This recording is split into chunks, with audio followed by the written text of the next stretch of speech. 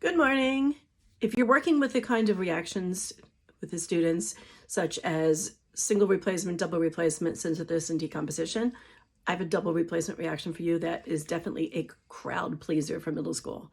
So you buy copper sulfate, cheap off of Amazon, you make it into a solution, and you buy a supermarket ammonia, ammonium hydroxide, and you drip the ammonia into the copper sulfate, and copper sulfate is already pretty, but when you drip it in, it becomes this beautiful, beautiful blue, like cobalt blue precipitate. This is from one of my students' digital science notebooks that they took pictures of. And the more you drip the ammonia in, the more it goes on to another reaction, but it becomes even more pretty with even more dramatic precipitates. So it's definitely a wow, we love this lab kind of pleaser. Science by Sinai, Teachers Pay Teachers, all the directions, reflection questions, lab report, etc. Have a great day.